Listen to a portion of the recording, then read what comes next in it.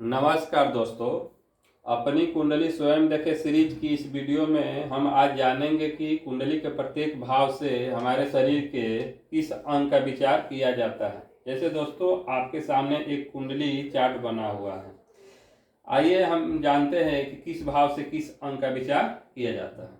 तो सबसे पहले दोस्तों हम बताना चाहेंगे कि आसान क्या है अपने शरीर के अंगों को किस तरफ कौन सा अंग है ये हमारे दिमाग में बैठ गया। तो सबसे पहले हम इस बोर्ड की तरफ अपना सर करके मैं चेहरा करके सामने खड़े हैं।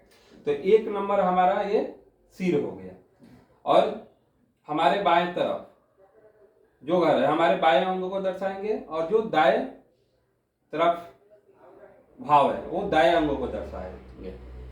तो देखिए एक नंबर जो भाव है कुंडली का ये हमारे शरीर के मस्तक, मुख, सिर, रूप और रंग, इससे इस भाव से और इस भाव के स्वामी से ही हमारे शरीर का रंग, रूप और मुख और मस्तक को पता करते हैं।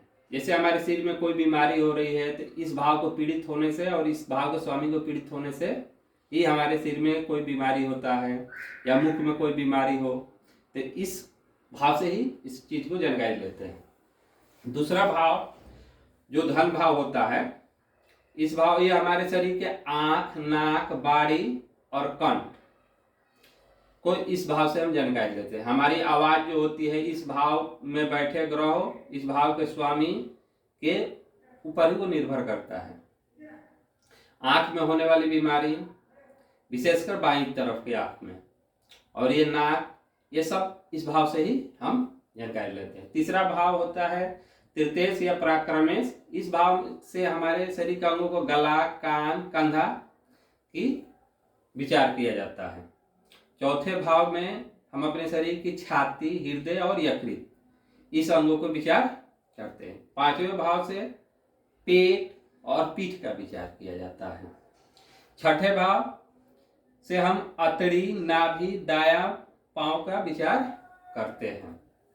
सातवां भाव में कमर, मूत्राशय, गुप्तांग और गुद्दा इन अंगों का विचार किया जाता है।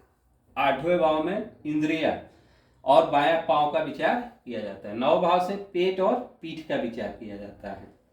10वें भाव से हृदय और छाती का विचार किया जाता है।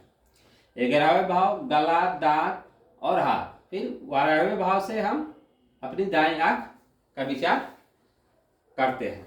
नमस्कार दोस्तों, हम अगली वीडियो में अब जानेंगे कि किस भाव से किस हमारे कुटुंब का विचार किया जाता है। मिलते हैं अगले वीडियो में।